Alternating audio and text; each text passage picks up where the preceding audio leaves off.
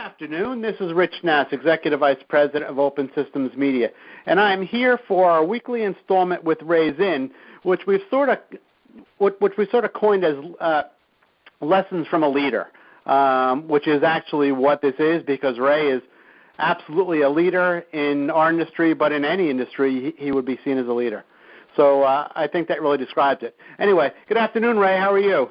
I'm doing just fine, Rich. Thanks again for inviting me on your show. My pleasure.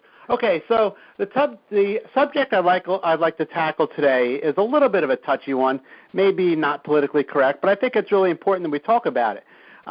When I was reading your book the other day, I noticed that you have a tendency to go back and forth between the he pronoun and the she pronoun.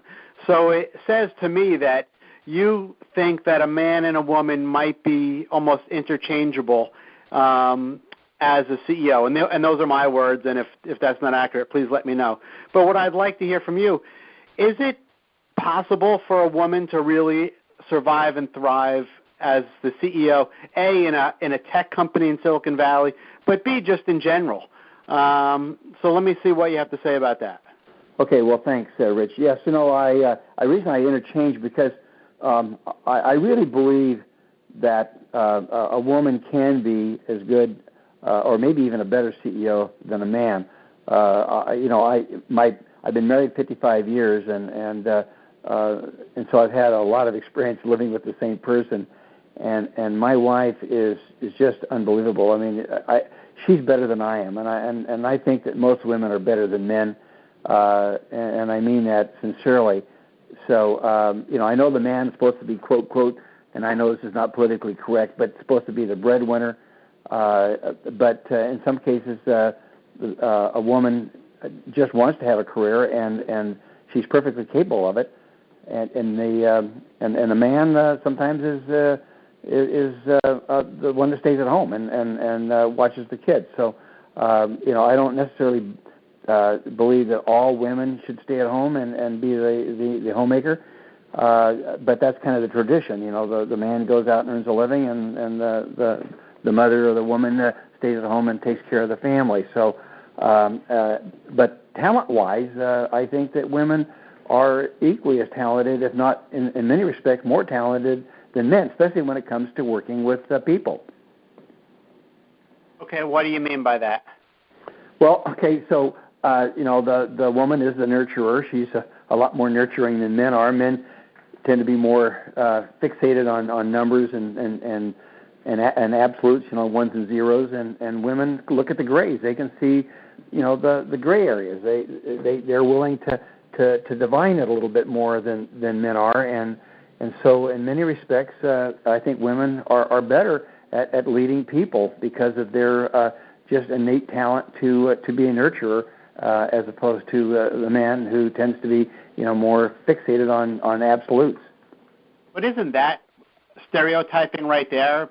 Saying that a man is more worried about the numbers and a woman might be more concerned about somebody's feelings?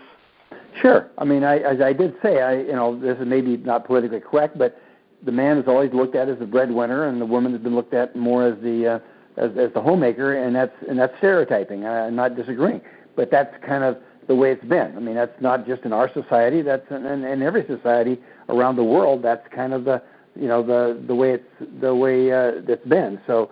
But your question to me is, would a woman make as good a CEO as a man? And I said yes, and maybe even better.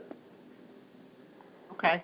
Do you think that a woman would command the same respect in the boardroom, when it's a meeting of the board?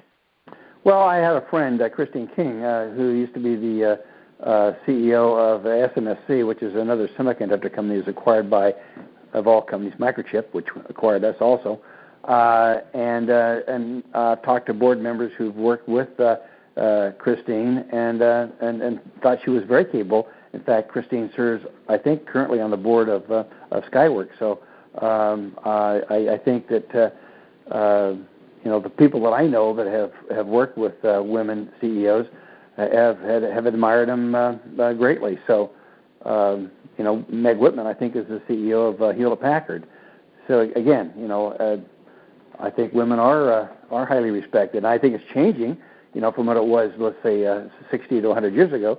But certainly women have made a place in the workplace and have demonstrated their capability. So the number of women CEOs in our sector, in the high-tech space, is actually quite low. I could think of just a couple. Why do you think that is? Again, the way that our industry runs, we started out, not too long ago, maybe 60 years ago, and so it's a relatively new industry, and it's been mainly the men that have been the designers and the developers of the technology, and women really haven't gravitated toward semiconductors, or in our field anyway, and so they have been less likely to have advanced to the positions of like Lisa Sue or Christine, but certainly they're capable of it. And I think you'll see more going forward as the industry matures and more women rise up in the semiconductor industry. So you probably more so in the U.S. Yes. Okay, and you would have no issues having a woman succeed you? Absolutely not. In fact, once upon a time, I interviewed Christine to replace me at Micrel. Okay. All right. Well, if it's good enough for you, Ray, it's good enough for me. And I think we're out of time for this week's segment. So that was Ray Zinn. He is the longtime former CEO of Micrel. He is the author of a well-known book called Tough Things First. And I want to thank you for your time, Ray, and I look forward to speaking with you again next week.